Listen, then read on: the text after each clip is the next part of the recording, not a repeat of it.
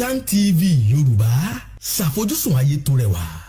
Fún mi ní Bíbélì ìràwọ̀ ayọ̀ láti máa yọ̀ wá fẹ́ni tí jíǹgbé, kò sí ìjì tí ó lè bòdì dán rẹ̀.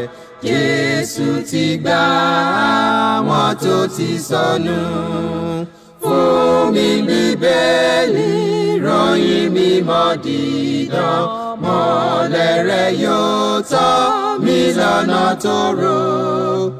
Ẹ̀kọ́ ìlérí òfin ìfẹ́ papọ̀, kóru tó kọjá sọ́jà ìnípẹ̀kun.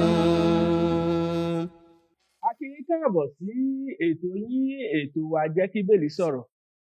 Ètò tí ìjọ Kristi lóńdó àtìjọ Kristi níbi gbogbo tí wọ́n ń ṣe olùgbọ̀wọ́ rẹ̀.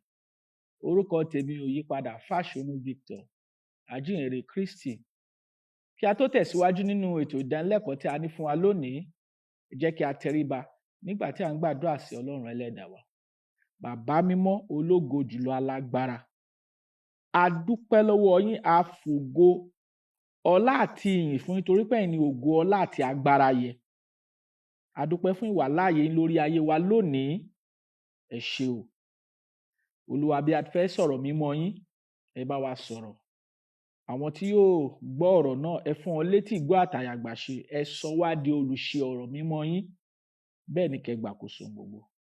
Lórúkọ Jésù Kristi náà, Olúwa àti olùgbàlà wa. Àmín. A fi ọpẹ́, ìyìn, ògo, ọlá fún Ọlọ́run ẹlẹ́dàá wa fún oore rẹ̀ àti fún iṣẹ́ ìyanu rẹ̀ lórí ènìyàn gbogbo. A kí yín káàbọ̀ sí ètò yín, ètò wa Jẹ́ kí Bíbélì sọ̀rọ̀. A dúpẹ́ lọ́wọ́ Ọlọ́run fún oore ọ̀fẹ́ àti ìwàláàyè rẹ̀ aláìlẹ́gbẹ́ àti ìbùkún rẹ̀ aláìlópin. Èyí tí a ń rí gbà lọ́dọ̀ Ọlọ́run ẹlẹ́dàá wa nígbà gbogbo, lọ́nà gbogbo àti níbi gbogbo. Ọlọ́run wa ẹ ṣeun. A tún ti dé gẹ́gẹ́ bí a ṣe ń dé láti mú kókó ẹ̀kọ́ wá síwájú ká jọ máa gbé wọn yẹ̀wò pẹ̀lú ohun tí Bíbélì gbé kalẹ̀ gẹ́gẹ́ bí àṣẹ. A dúpẹ́ lọ́wọ́ Ọlọ́run torí pé a bá yín lé àlàáfíà àti ìwàláàyè Ọlọ́run. Àlàáfíà àti ìwàláàyè Ọlọ́run náà ń bá wa gbé. Àlàáfíà àti ìwàláàyè Ọlọ́run kò ní fi ẹnì kọ̀ọ̀kan wa sílẹ̀ lórúkọ Jésù Kristi Olúwa wa. Àmín. Kókó ẹ̀kọ́ tá a mú tọ̀ yín wá ní wákàtí yìí, ó jẹ́ kókó ẹ̀kọ́ tí olúkúlùkù wa, àtọmọdé àtàgbà wa, ọkùnrin àtobìnrin wa, tá a gbọ́dọ̀ ṣàṣàrò nípa rẹ̀ nígbà gbogbo, lọ́nà gbogbo àti níbi gbogbo. Ní wákàtí ìpápá gbọ́dọ̀ ṣàṣàrò nípa rẹ̀. Kókó ẹ̀kọ́ náà ni ìbẹ̀rù Ọlọ́run. Ìbẹ̀rù Ọlọ́run. Àwọn olóyìnbá sọ pé the fear of God. Ìbẹ̀rù Ọlọ́run la mú tọ̀ yín wá ní wákàtí gẹ́gẹ́ bí ẹ̀kọ́ tí a gbọ́dọ̀ gbé yẹ̀wò gẹ́gẹ́ bí ènìyàn tí ń bẹ nínú ayé nísinsìnyí, tí a sì nílò ìbùkún àti oore-ọ̀fẹ́ Ọlọ́run láti máa tẹ̀síwájú gẹ́gẹ́ bí ènìyàn kó tó di pé ikú pa ojú wa dé, tàbí tí Kristi dé lẹ́lẹ́kejì láti wá gba àwọn àyànfẹ́ sọ́dọ̀ ara rẹ̀ fún ìyè àìnípẹ̀kun àwọn onígbàgbọ́. Kókó ẹ̀kọ́ tá a fẹ́ gbéyẹ̀wò gẹ́gẹ́ bí a ti sọ ṣáájú ni ìbẹ̀rù Ọlọ́run. Tí a bá wo ọ̀rọ̀ yìí, kókó ẹ̀kọ́ yìí, ìbẹ̀rù Ọlọ́run, ó jẹ́ ẹ̀kọ́ tàbí ìlànà tí Ọlọ́run nínú àánú rẹ̀ láti ìpilẹ̀ṣẹ̀ ohun gbogbo ló ń béèrè lọ́wọ́ gbogbo ìran ènìyàn tó fẹ́ láti máa sìn àti ìran ènìyàn tó dá sínú ayé. Ìbẹ̀rù Ọlọ́run jẹ́ ẹ̀kọ́ tí Ọlọ́run ti fẹ́ kí gbogbo ìran ènìyàn ó mọ̀ nípa rẹ̀. Kí la tilẹ̀ ń pè ní ìbẹ̀rù Ọlọ́run? Báwo lèèyàn ṣe ní ìbẹ̀rù Ọlọ́run? Ọ̀nà wo lèèyàn fi lè ní ìbẹ̀rù Ọlọ́run? Kí ni àwọn nǹkan wọ̀nnì tí ènìyàn gbọ́dọ̀ ṣe tí a fi ní ìbẹ̀rù Ọlọ́run? Gbogbo kókó ẹ̀kọ́ tí a fẹ́ gbéyẹ̀wò nínú ètò ìdálẹ́kọ̀ọ́ tòní nìyí. A sì fẹ́ kí ẹ jókòó kí a jọ máa kẹ́kọ̀ọ́ ìpapọ̀. A sọ̀rọ̀ yín pé kí ẹ jọ̀ọ́ kí ẹ gbé Bíbélì yín sí tòsí. Tó bá ṣe é ṣe kẹ́ mú ìwé àti ohun tẹ́ fi kọ̀wé kẹ́ mú sí tòsí, ká jọ máa kẹ́kọ̀ọ́ papọ̀ nínú ọ̀rọ̀ Ọlọ́run. Tá a bá wo inú ayé lónìí, a rí i pé lótìtọ́ àti lódodo kò sí ìbẹ̀rù Ọlọ́run mọ́. Àwọn ènìyàn ò bẹ̀rù Ọlọ́run. Àwọn ènìyàn ò ní ìpayà Ọlọ́run mọ́. Wọn ò bẹ̀rù Ọlọ́run. Wọn ò tẹ̀lé ọ̀rọ̀ mímọ́ Olúwa mọ́. Wọn ò tẹ́tí sí ìfẹ́ Ọlọ́run mọ́. wọn ò fẹ́ ṣe ohun tí Bíbélì gbé kalẹ̀ gẹ́gẹ́ bí àṣẹ. Òǹkùlùkù fẹ́ máa ṣe ohun tó wù ú, òǹkùlùkù fẹ́ máa rìnrìn tó wù ú, a fẹ́ máa ṣe ohun tó wù wá ní ọ̀nà wa, ohun tó tẹ́ wa lọ́rùn la fẹ́ máa ṣe. Ṣùgbọ́n a ní láti rán wa létí pé kókó ẹ̀kọ́ ìbẹ̀rù Ọlọ́run a sì nílò rẹ̀ ní wákàtí, a nílò rẹ̀ nínú ayé wa, a nílò rẹ̀ ní gbogbo ìdáwọ́lé wa àti ní ọ̀nà wa gbogbo. Kí la tilẹ̀ ń pè ní ìbẹ̀rù Ọlọ́run? Kí ni àgbékalẹ̀ tí Ọlọ́run gbé kalẹ̀ tàbí ìtumọ̀ tí a ń pè ní ìbẹ̀rù Ọlọ́run? Ọ̀pọ̀lọpọ̀ àwọn èèyàn rò pé ìbẹ̀rù Ọlọ́run ó jẹ́ kéèyàn máa kún fún ẹ̀rù. Kì í ṣe bẹ́ẹ̀, kì í ṣe ohun tí ọ̀rọ̀ Ọlọ́run gbé kalẹ̀ nìyí. Gẹ́gẹ́ bí ìbẹ̀rù Ọlọ́run tí ń bẹ nínú Bíbélì. Ìbẹ̀rù Ọlọ́run tí ń bẹ nínú Bíbélì ju pé kéèyàn kún fún ìbẹ̀rù lọ. Ìbẹ̀rù Ọlọ́run tí ń bẹ nínú Bíbélì ní nǹkan ṣe pẹ̀lú kéèyàn ní ọ̀wọ̀ mímọ́. Àwọn olóyìnbó á sọ pé holy reverence, ọ̀wọ̀ mímọ́ fún Ọlọ́run alààyè. Èyí tí ń bí ìgbọràn, ẹ̀mí ìrẹ̀sílẹ̀ humility, tí ń bí ọgbọ́n, tí ń bí ìwà mímọ́ àti ìgbé ayé tó ń fẹ́ láti wu Ọlọ́run nígbà gbogbo, lọ́nà gbogbo àti níbi gbogbo. Níta ń pè ní ìbẹ̀rù Ọlọ́run nìyí. Ìbẹ̀rù Ọlọ́run òun ní ìpayà tàbí ìbẹ̀rù mímọ́, holy reverence. Èyí tí ń bí ìgbọràn sí òfin Ọlọ́run tá a rí àgbékalẹ̀ rẹ̀ nínú ọ̀rọ̀ mímọ́ Olúwa. Ó ń bí ìrẹ̀lẹ̀, ó ń bí ìwà ọgbọ́n gbogbo, ó ń bí ìwà mímọ́ àti ìfẹ́ láti máa rìn nínú ìlànà t'Olúwa gbé kalẹ̀. Níta ń pè ní ìbẹ̀rù Ọlọ́run nìyí. Tá a bá kíyèsí Bíbélì tí ń ṣe ọ̀rọ̀ Ọlọ́run, Ọlọ́run tiẹ̀ kọ́ wa ní ọ̀pọ̀lọpọ̀ nípa tá à ń pè ní ìbẹ̀rù Ọlọ́run. Ẹ ká ṣí Bíbélì wa sí ìwé Job orí 28 ẹsẹ̀ 28. Job 28 verse 28. Kí ni Bíbélì sọ? Ẹ gbọ́ tí Bíbélì sọ. Ó ní àti fún ènìyàn ni ó wí pé kíyèsí ẹ̀rù Olúwa, èyí ni ọgbọ́n, àti láti jáde kúrò nínú ìwà búburú, èyí ni òye. Ìwé Jóòbù orí 28 ẹsẹ̀ 28 ó gbé àlàyé kalẹ̀ fún wa nípa ohun tá à ń pè ní ìbẹ̀rù Ọlọ́run. Ó ní kí ènìyàn ó ní ẹ̀rù Ọlọ́run. Ẹ̀rù ní Bíbélì eléyìí pé kéèyàn ní ìbẹ̀rù Ọlọ́run. A sọ fún wa pé ọgbọ́n ni. A sì sọ fún wa pé àti láti jáde kúrò nínú ìwà búburú, èyí ni òye. Ẹ̀rù Ọlọ́run, ọgbọ́n ni fúnra rẹ̀. Ẹ̀rù Ọlọ́run la máa mú ni kúrò nínú ìwà búburú gbogbo èyí tí ń fúnni. Ó tá ń gbìyànjú láti sọ ni pé ìbẹ̀rù Ọlọ́run, a sọ fún wa níbí yìí, ó ní ẹ̀rù Ọlọ́run, èyí ni ọgbọ́n, àti láti kúrò nínú ìwà búburú gbogbo, èyí ni òye. Ẹ̀rù Ọlọ́run a máa fi ìwà mímọ́ Ọlọ́run sí wa lọ́kàn. Tá a bá ní ìpayà Ọlọ́run, tá a bá jẹ́ni tó fẹ́ láti bẹ̀rù Ọlọ́run, nítorí àgbékalẹ̀ tàbí ohun tí a ti kọ gẹ́gẹ́ bí ìlànà fún wa nínú Bíbélì tá a sì fẹ́ láti ṣe wọ́n. A sọ fún wa pé a ó kún fún ọgbọ́n Ọlọ́run. Bá a bá dẹ̀ ti ń làkàkà láti kúrò nínú ìwà ẹ̀ṣẹ̀ gbogbo, a sọ fún wa pé a ó jẹ́ olóye nípa ohun tí Ọlọ́run gbé kalẹ̀ fún wa. Eléyìí ṣe pàtàkì, ó ṣe kókó fún wa láti ní òye lẹ́kùnrẹ́rẹ́ ohun tí Bíbélì ń pè ní ìbẹ̀rù. Bá a bá wọnú ayé nísinsìnyí, tá a bá wo irú ìṣẹ̀lẹ̀ tó ń ṣẹlẹ̀, ajínigbé, àwọn ajínipa, oríṣiríṣi ìwà búburú gbogbo, àìní ìbẹ̀rù Ọlọ́run ló fà á. àìmọ̀ Ọlọ́run ló fà á. Àìní ìpayà Ọlọ́run òun ló fà á. Ká má dúró nínú ohun tọ́rọ̀ Ọlọ́run gbé kalẹ̀, àìní ìbẹ̀rù Ọlọ́run ló fà á. Ká má dúró lórí ọ̀rọ̀ mímọ́ Olúwa gẹ́gẹ́ bí àṣẹ, àìní ìbẹ̀rù ló fà á.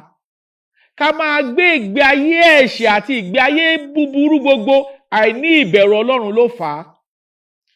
Gbogbo àwọn ẹ̀kọ́ yìí la ó gbé yẹ̀wò nínú ètò ìdálẹ́kọ̀ọ́ ti òní tó dá lórí ìbẹ̀rù Ọlọ́run. A ti rí kà nínú ìwé Jóòbù yìí tó sọ fún wa pé ìbẹ̀rù Ọlọ́run yìí ni ọgbọ́n, àti láti kúrò nínú ìwà búburú gbogbo, èyí ni òye. So a gbọ́dọ̀ jẹ́ ẹni tó ní ẹ̀rù Ọlọ́run. Ẹ̀rù Ọlọ́run ní nǹkan ṣe pẹ̀lú ìgbọràn, obedience, humility, ìwà mímọ́, àti láti ṣe ìfẹ́ Ọlọ́run gẹ́gẹ́ bí àgbékalẹ̀ Bíbélì. Àlàyé tí Ọlọ́run gbé kalẹ̀ nìyí nípa tá a pè ní ìbẹ̀rù Ọlọ́run. Kì í ṣe kí ọkàn ní ìbẹ̀rù, kí ọkàn kún fún ẹ̀rù nìkan, rárá o. Ìbẹ̀rù Ọlọ́run á máa bí ìgbọràn sí àṣẹ. Ntolúwa wí nìyí, a gbọ́dọ̀ dúró lórí Ntolúwa gbé kalẹ̀ gẹ́gẹ́ bí àṣẹ. Á máa bí ìgbọràn, á máa bí ẹ̀mí ìrẹ̀lẹ̀. Ẹ̀rù Ọlọ́run á máa bí ìwà mímọ́, á sì máa bí fífẹ́ láti ṣe ìfẹ́ Ọlọ́run. Àgbékalẹ̀ tí a rí nínú ọ̀rọ̀ mímọ́ Olúwa nìyí, tí a sì wò nínú ìwé Jóòbù orí 28 ẹsẹ̀ 28. Ẹ ká kíyèsí ẹsẹ̀ Bíbélì kan sí, ká wo ẹsẹ̀ ọ̀rọ̀ Ọlọ́run. Psalm 111. Psalm 111. Ká gbọ́ ohun tí ọ̀rọ̀ Ọlọ́run sọ níbẹ̀, ẹsẹ̀ 10. Psalm 111 verse 10. Kí ni Bíbélì sọ? Psalm 111 verse 10. Ká gbọ́ ohun tí Bíbélì sọ. Ó ní ìbẹ̀rù Olúwa ní ìpilẹ̀ṣẹ̀ ọgbọ́n,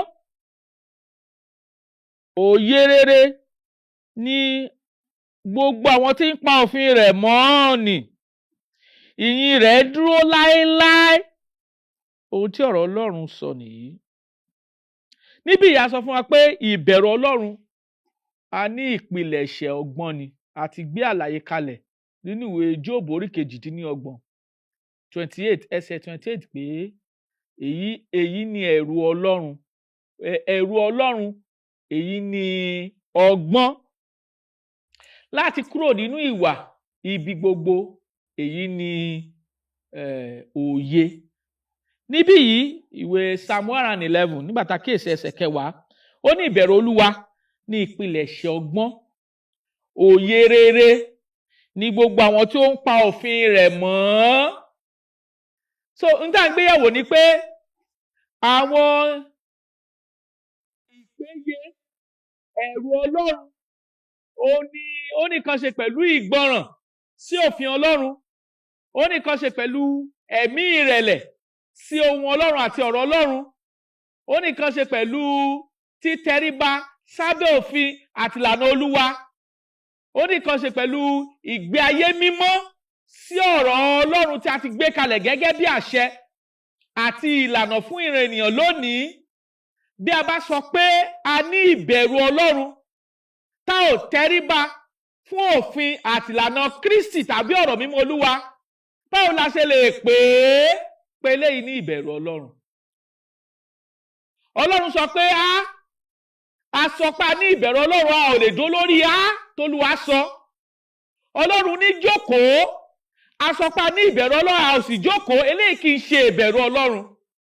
Ìbẹ̀rù Ọlọ́run tòótọ́ tá a rí nínú Bíbélì a máa jẹ́ kí ènìyàn ní ẹ̀mí ìgbọràn sí àṣẹ àti òfin ìlànà Olúwa. Eléyìí gbọ́dọ̀ yé wa bí a ti ń tẹ̀síwájú nínú ìfẹ́ Ọlọ́run. Kí ni ìwé Òwe orí 1 ẹsẹ̀ 7 kí ni ó sọ fún wa? Proverbs chapter 1 verse 7. Kí ni ọ̀rọ̀ Ọlọ́run sọ? Ẹ ká kíyèsí ọ̀rọ̀ Ọlọ́run. Proverbs chapter 1 verse 7. Kí ni Bíbélì sọ? ó ní ìbẹ̀rù Olúwa ní ìpilẹ̀ṣẹ̀ ìmọ̀, ṣùgbọ́n àwọn aṣiwèrè gan ọgbọ́n àti ẹ̀kọ́. Ohun tọ́rọ̀ Ọlọ́run sọ nìyí. Ìbẹ̀rù Olúwa ní ìpilẹ̀ṣẹ̀ ìmọ̀, ṣùgbọ́n àwọn aṣiwèrè gan ọgbọ́n àti ẹ̀kọ́. Bí a bá fẹ́ ní ẹ̀kọ́ ọ̀rọ̀ Ọlọ́run, tá a bá fẹ́ kún fún ìmọ̀ ọ̀rọ̀ Ọlọ́run, a gbọ́dọ̀ kọ́kọ́ kún fún ẹ̀rù rẹ̀, torí ẹ̀rù rẹ̀ là á tì wá sí ọgbọ́n Ọlọ́run, láti wá sí ìgbọràn sí àṣẹ Ọlọ́run, torí ẹ̀rù Ọlọ́run a máa bí ìgbọràn, a máa bí ọgbọ́n, a máa bí ìrẹ̀lẹ̀, a sì máa bí ìwà mímọ́, a sì máa bí oore ọ̀fẹ́ láti sìn àti láti ṣe ohun tó wù ú lọ́jọ́ ayé wa gbogbo. Ǹjẹ́ a ní ìbẹ̀rù Ọlọ́run bí? Ǹjẹ́ a fi ìkan kún ìsìn wa sí Ọlọ́run? Ǹjẹ́ a dó lórí ẹ̀kọ́ Kristi nìkan nípa ìgbàlà Ọlọ́run, nípa ìsìn Ọlọ́run, nípa ẹ̀kọ́ tó ti gbé kalẹ̀?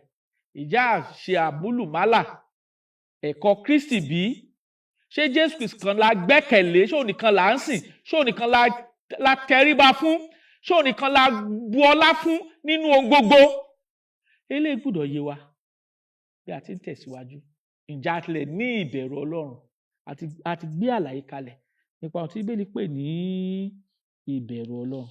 Ẹ ká wo òwe orí 9 bákan náà, nígbà tá a kíyèsí ẹsẹ̀ 10 rẹ̀, kí ló wí? Ó ní ìbẹ̀rù Olúwa ní ìpilẹ̀ṣẹ̀ ọgbọ́n, àti ìmọ̀ ẹni mímọ́ ní òye. So tá a bá ní ìbẹ̀rù Ọlọ́run, ó jẹ́ ìpilẹ̀ṣẹ̀ ọgbọ́n, àti ìmọ̀ ẹni mímọ́ òun ní òye. So ẹni mímọ́ òun ní, báwo la ṣe lè mọ ẹni mímọ́? Báwo la ṣe, àwọn olóyìnbó sọ pé the holy one, the holy one. Báwo la ṣe lè ní ìmọ̀ ohun mímọ́?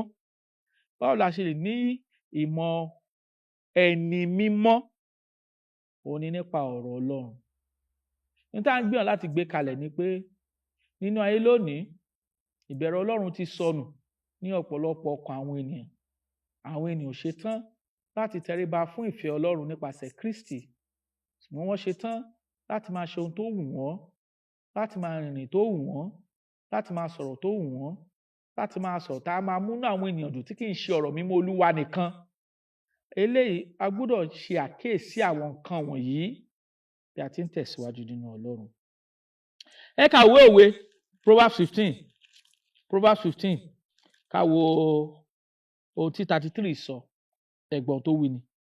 Ó ní ìbẹ̀rù Olúwa ní ẹ̀kọ́ ọgbọ́n, àti ṣáájú ọlá ní ìrẹ̀lẹ̀.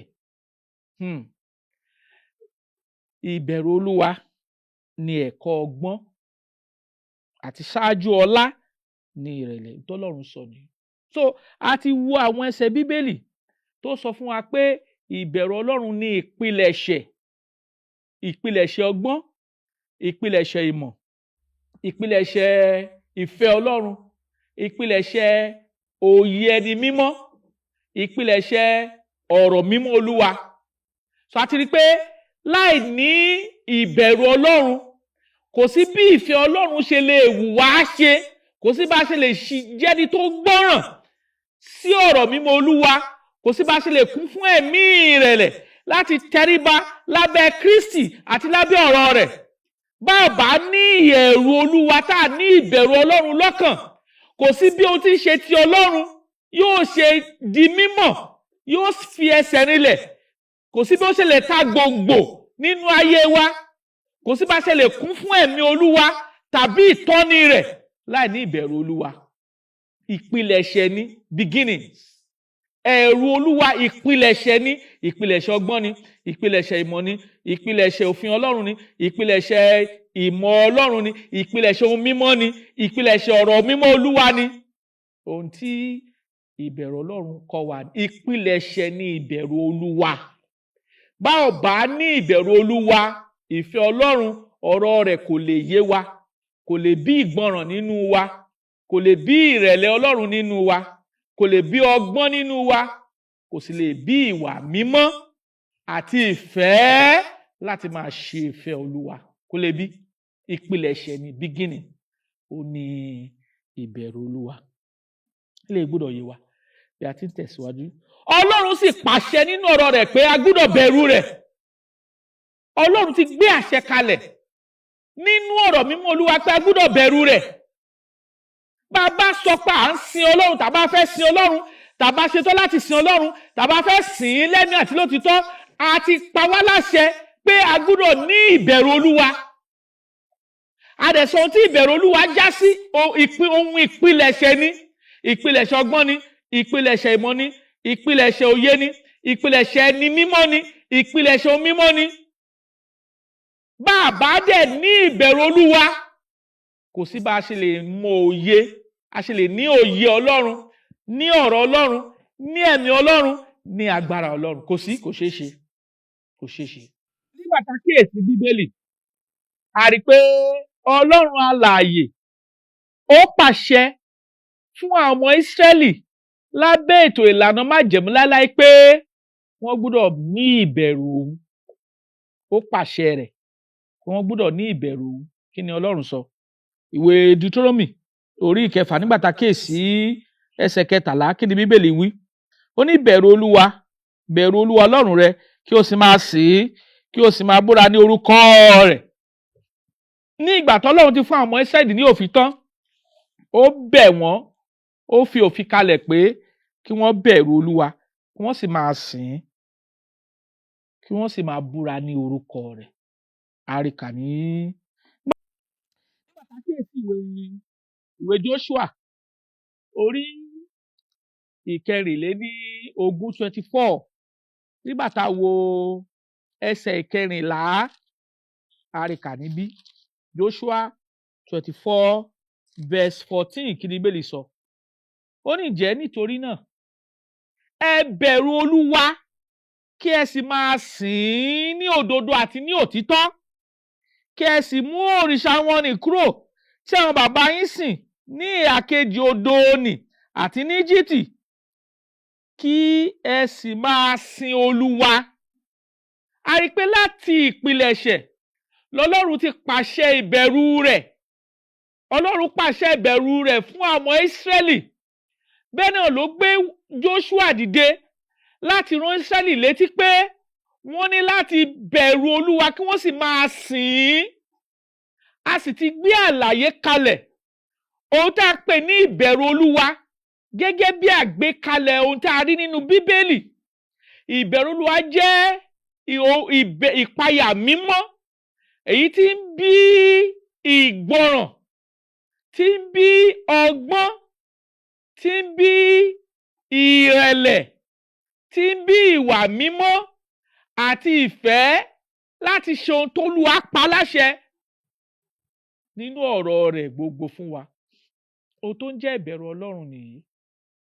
Nǹkan wọ̀nyí náà ni Joshua ó rán àwọn ọmọ Ísírẹ́lì létí ní ìwé Joshua orí 24, gbàtà kíyèsí ẹsẹ̀ 14, pé kí Ísírẹ́lì kí ó bẹ̀rù Olúwa, kán sì máa sin Olúwa, kán sì pa gbogbo òrìṣà wọn tì ní ẹ̀yìn odò àti ní ti Íjíbítì, kí wọ́n bẹ̀rù Olúwa. Ẹnikẹ́ni tó bá ń bọ òrìṣà lónìí kò ní ìpayà àti ìbẹ̀rù Olúwa. Ọba Ọlọ́run alààyè nìkan Ọlọ́run pa láṣẹ pé a gbọ́dọ̀ kún fún ìbẹ̀rù rẹ̀. Ẹ ká tún wo ohun tó sọ ṣáájú sí Sámúẹ́lì kínní orí 12, nígbà tá a wo ẹsẹ̀ 24, 1 Samuel chapter 12 verse 24, ká tún gbọ́ ohun tí ọ̀rọ̀ Ọlọ́run sọ fún wa níbẹ̀. Ó ní ṣùgbọ́n ẹ bẹ̀rù Olúwa, kí ẹ sì fi gbogbo ọkàn yín sìn ín ní òdodo. Ǹjẹ́ ó ronú ohun ńlá tí ó ṣe fún yín. Bí a bá ní ìbẹ̀rù Olúwa tí a sì fi gbogbo ọkàn wa sìn ín, gẹ́gẹ́ bí ohun tá a rí 1 Samuel chapter 12 verse 24, ó ní Ọlọ́run á máa ro ohun ńlá tí ó ṣe fún wa. Àwọn ìlérí Ọlọ́run nìyí tá a bá ń sọ̀rọ̀ nípa ìbẹ̀rù Olúwa.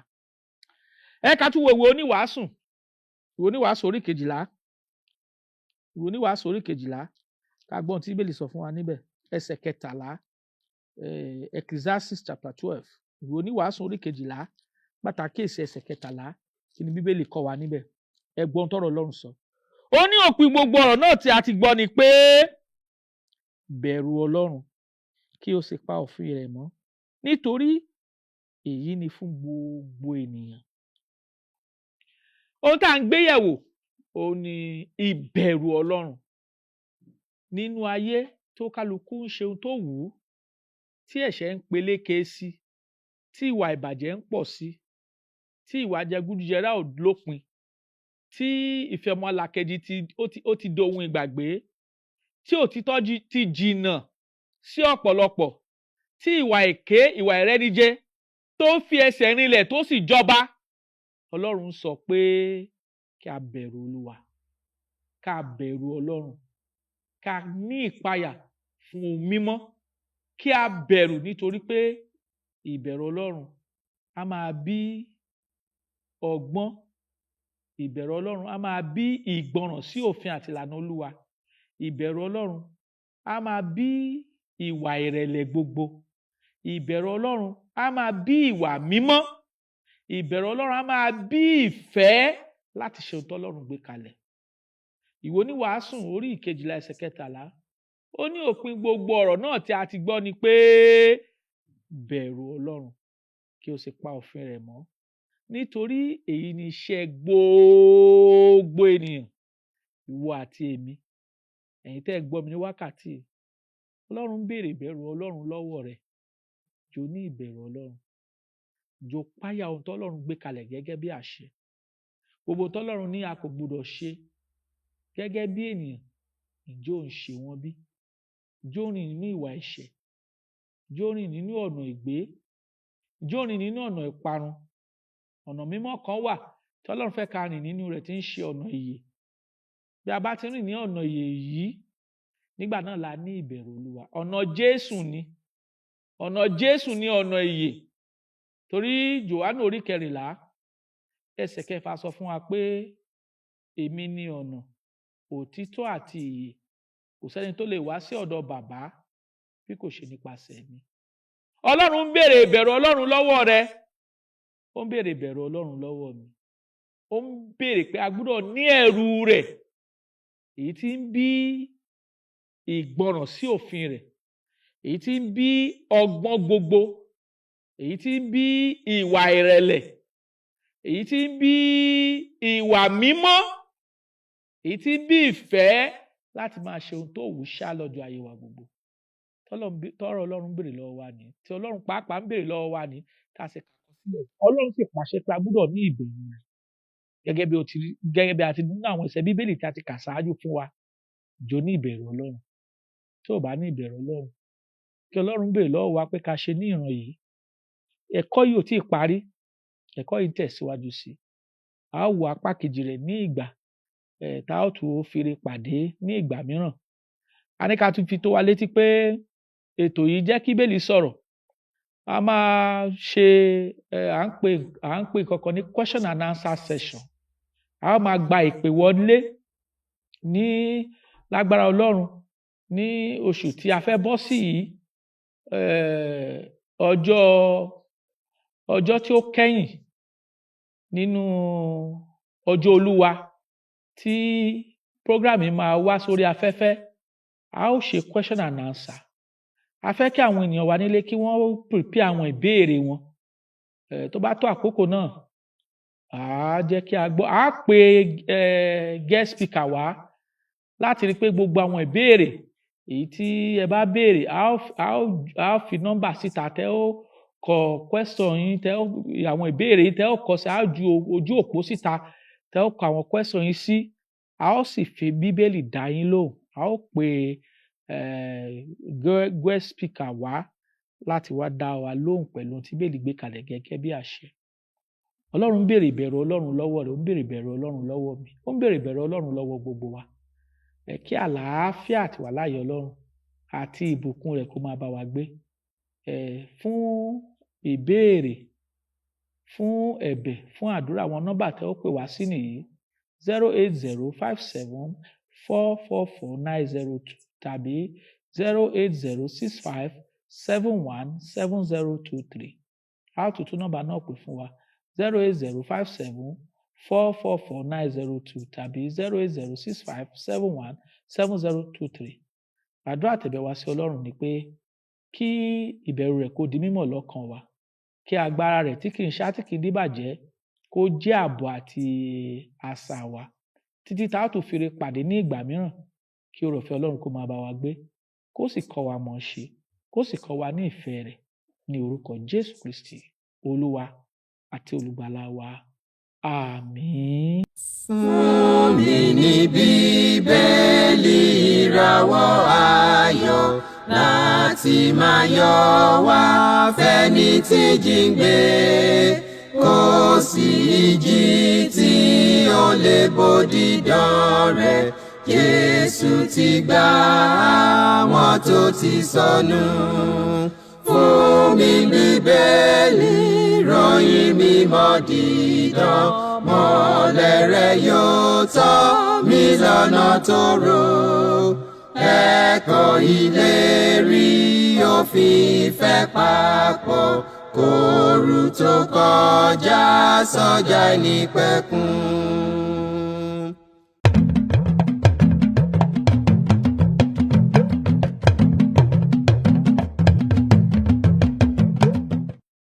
Kaftan TV Yorùbá, ṣàfojúsùn ayé tó rẹwà.